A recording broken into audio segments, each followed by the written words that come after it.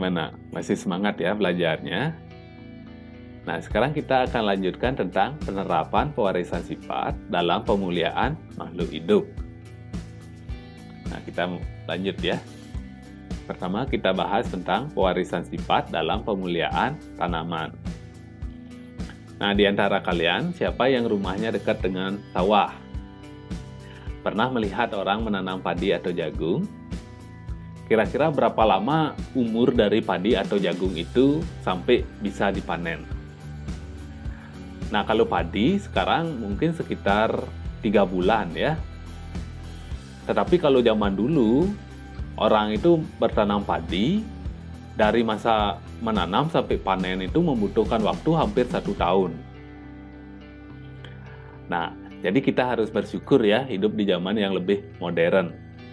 Jadi kita bisa menikmati padi yang lebih banyak, yang hasilnya lebih banyak. Nah, padi yang bisa dipanen dalam waktu yang cepat itu merupakan hasil dari persilangan, hasil dari pewarisan sifat.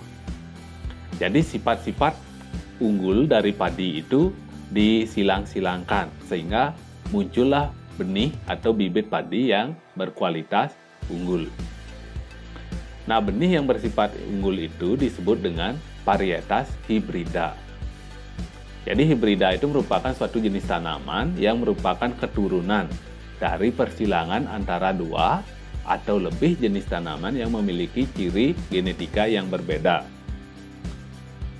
Nah, varietas hibrida itu ada pada berbagai macam tanaman ya.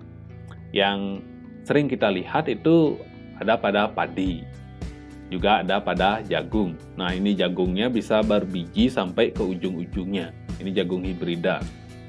Kemudian juga ada kelapa hibrida. Ini tumbuhannya pendek, kemudian buahnya itu sangat banyak. Nah, itu varietas hibrida pada tanaman. Nah, kita lanjut pada pewarisan sifat dalam pemuliaan hewan. Nah, tujuan pewarisan sifat dalam pemuliaan hewan ini untuk menghasilkan hewan yang unggul. Misalkan ayam, dia bisa menghasilkan telur yang banyak, bisa menghasilkan daging yang banyak. Kemudian kalau di Bali juga ayam itu dihasilkan ayam yang petarung yang kuat. Jadi dipakai ayam petarung juga bisa hasil pemuliaannya. Nah, hasil pemuliaan pada hewan itu biasanya pada hewan-hewan ternak, misalkan pada sapi. Jadi sapi ini disilang-silangkan sehingga pada akhirnya muncullah sapi yang jenisnya unggul. Dia menghasilkan susu yang banyak, kemudian dagingnya juga lesat dan banyak.